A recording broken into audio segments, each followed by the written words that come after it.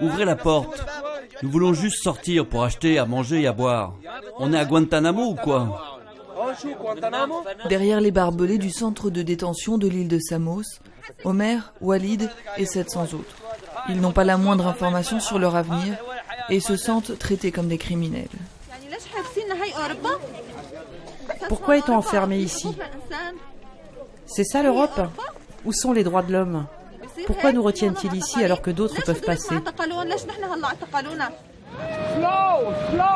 Depuis le mois d'octobre dernier et jusqu'au 19 mars, les équipes MSF apportaient leur aide aux personnes qui venaient d'arriver sur les plages. Une fois leurs papiers en poche, les réfugiés montaient à bord du ferry vers Athènes et continuaient leur route en Europe. Mais depuis que sur les îles de la mer Égée, les centres d'enregistrement se sont transformés en prison et en point de départ des expulsions vers la Turquie, MSF, tout comme de nombreux volontaires et d'autres ONG, a décidé de se retirer des centres. Cette décision d'arrêter les activités, de suspendre les activités sur Samos a été une décision compliquée à prendre. C'est un gros dilemme. On sait que ce que MSF produit aujourd'hui sur l'île de Samos n'est pas suffisant. À la fois, on refuse d'en faire plus pour ne pas participer à ce processus qui expulse les migrants en Turquie. Arrivés juste avant le 20 mars, ces Syriens se considèrent comme chanceux. Ils ont reçu le papier qui les autorise à poursuivre leur voyage. Mais jusqu'où ? À peine sortis du bateau, ils rejoindront peut-être les quelques 5000 personnes qui campent sur le port d'Athènes dans des conditions indignes. La nourriture est très mauvaise, l'eau aussi. C'est de l'eau des toilettes, pas de l'eau potable. Du coup, les gens tombent tout le temps malades. Cette nourriture qu'on nous donne, c'est comme si on nous traitait comme des animaux. Les autorités grecques tentent de reloger les migrants vers des camps, mais la plupart, incertains des conditions d'accueil ou inquiets de se faire expulser, refusent de monter dans les bus. À la mi-mars, les autorités ont réussi à faire partir quelques 1500 personnes vers un camp non loin de la frontière avec l'Albanie. 2 semaines plus tard, ces familles, parfois avec des nourrissons, vivent dans des tentes, sur un sol rocailleux, alors que la température tourne autour de 0 degré la nuit. La situation ici est mauvaise, mais nous n'avons pas le choix. Nous devons rester jusqu'à ce qu'on nous aide à partir pour rejoindre le reste de notre famille. Il n'y a pas d'autres endroits pour nous. Nous avons passé assez de temps sans maison. Nous avons été frustrés et humiliés assez longtemps. Nous avons fui Daesh. La situation est encore pire à Idoménie, où plusieurs milliers de personnes attendent devant des barbelés. Mais la frontière avec la Macédoine reste obstinément fermée. 60% de ceux qui sont coincés en Grèce aujourd'hui, ce sont des femmes et des enfants. Et plus de 90% d'entre eux ont le statut de réfugiés. Ils viennent de zones en guerre. C'est un échec de la Grèce, mais aussi un échec de l'Europe, qui n'a pas su répondre collectivement à ce problème. Nous nous opposons, je m'oppose, à l'appellation crise des réfugiés. Le problème, c'est que nous avons échoué à les recevoir.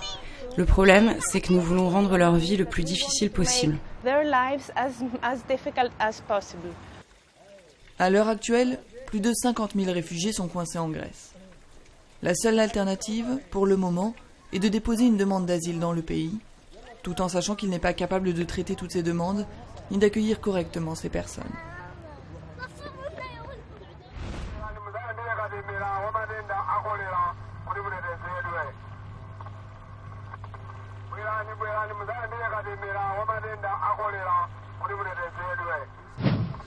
L'épidémie de choléra autour du lac Chiloé a commencé fin décembre. En quelques mois, la maladie a touché plus de 900 personnes et fait 25 décès. Les premiers touchés sont les quelques 6000 pêcheurs qui vivent sur des maisons flottantes au milieu de l'immense étendue d'eau. Sur ce bateau, une équipe de vaccination. Il faut des heures de navigation pour atteindre les différents groupes de pêcheurs. They are living in risky area Ils vivent dans des zones à risque. Ils n'ont pas de toilettes. L'eau qu'ils utilisent pour leurs toilettes est la même que celle qu'ils boivent. La plupart des patients qui sont pris en charge dans les centres de santé autour du lac viennent des campements de pêcheurs.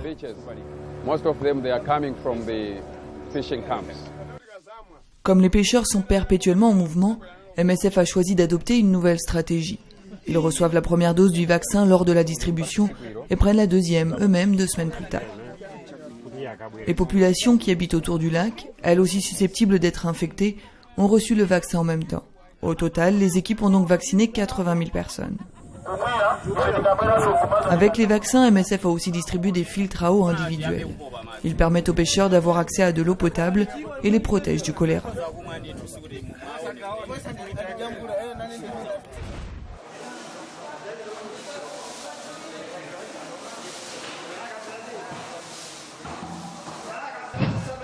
Salle des urgences de l'hôpital d'Aden.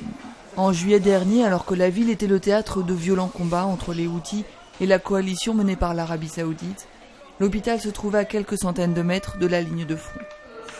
Aujourd'hui, malgré une trêve signée le 10 avril dernier, le climat reste très volatile et les patients arrivent toujours en nombre, blessés au cours de combats sporadiques ou par l'explosion de mines antipersonnelles. Certains hôpitaux de la ville sont de nouveau fonctionnels, mais l'approvisionnement reste un défi. L'aéroport est toujours fermé et pour MSF, le seul moyen de recevoir des médicaments est de les faire venir en bateau depuis Djibouti.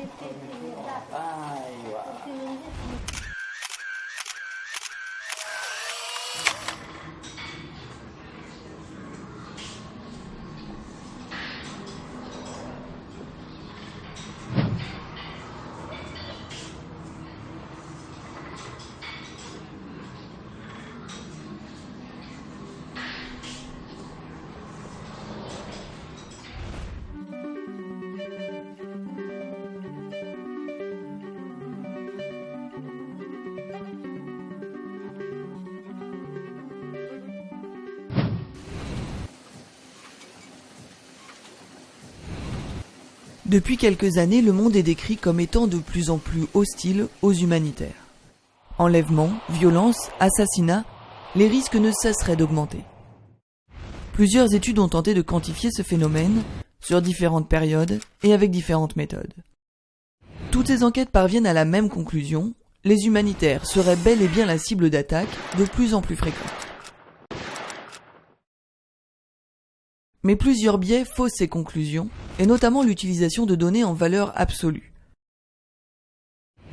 D'après l'Aid Worker Security Database, le nombre de travailleurs humanitaires tués, kidnappés ou blessés a été multiplié par 4 entre 1997 et 2013. Mais une fois rapporté au nombre total de personnel humanitaire, le taux de victimes reste stable dans la même période, aussi entre 40 et 60 pour 10 000 entre 1997 et 2013.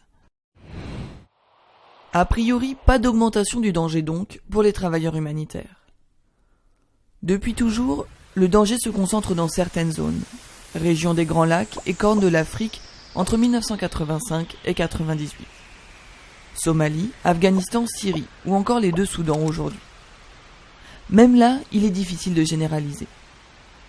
Le taux d'homicide varie entre 9 pour 100 000 par an au Soudan ou en Afghanistan et 58 pour 100 000 par an en Somalie. Pour en conclure, au moins dans ces zones, à une volonté de cibler l'aide humanitaire, il faudrait pouvoir comparer les violences subies par les humanitaires à celles subies par la population civile en général. À l'heure actuelle, rien ne montre que les humanitaires sont la cible de violences spécifiques, généralisées ou en augmentation. Par contre, ce qui apparaît nettement, c'est que le nombre de travailleurs humanitaires exposés au danger augmente. Pendant la guerre froide, l'aide humanitaire se limitait généralement à la périphérie des conflits, dans les camps de réfugiés par exemple. Aujourd'hui, le dispositif de l'aide se trouve de plus en plus souvent présent au cœur même des conflits. Il est dans le même temps plus imposant. Par exemple, depuis 1998, Médecins sans frontières a multiplié par 3 son personnel. En Syrie, l'ONG apporte son soutien à 70 structures médicales. Mécaniquement, les risques d'être pris pour cible augmentent. Sans analyse qualitative, la multiplication de données chiffrées sert en pratique à justifier le recours aux experts et l'augmentation des procédures. Aujourd'hui, en multipliant les guides, les protocoles et les règles, on cherche d'abord à protéger les institutions avant les travailleurs eux-mêmes. Les règles de sécurité ne se basent plus sur l'expérience du terrain, elles s'appuient sur une approche managériale pour éviter tout ennui législatif à l'organisme employeur. Une tendance qui n'épargne pas MSF, où les contrats de travail sont passés de 1 à une dizaine de pages en quelques années. Cette victimisation de l'humanitaire sert un deuxième objectif, celui de transformer l'humanitaire en martyr qu'il faut protéger avant les populations civiles qu'il est justement censé aider.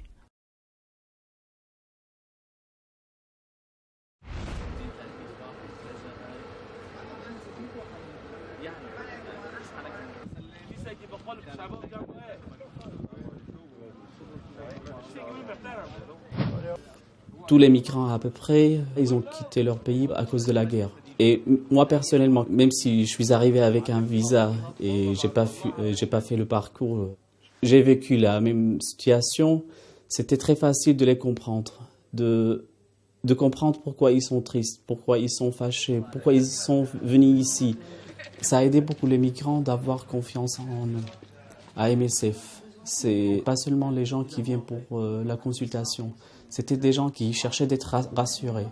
Et c'était notre rôle au début comme traducteur. Même par exemple, moi je parle arabe, je parle pas farsi ou je parle pas pachtou. Mais c'était très important d'utiliser d'autres langages, comme d'être toujours souriant, serrer la main, taper sur l'épaule s'il est fatigué, de transmettre le message sans parler. Je vois des jeunes comme ça qui, normalement, qui devaient être à l'école, au lycée, à l'université, qu'ils ont tout perdu dans leur pays. Ils cherchent l'espoir, ils cherchent leur famille ou leurs frères qui sont en Angleterre, ils cherchent la sécurité. Et c'est très important pour nous, à MSF à Calais, de leur dire qu'on est là. Si vous êtes malade, si vous avez besoin de parler, si vous avez même besoin d'être au chaud, il y a pas mal de gens qui venaient chez nous, c'est pas parce qu'ils étaient malades. Mais on le comprend. Il est là vraiment parce qu'il cherchait quelque chose. Et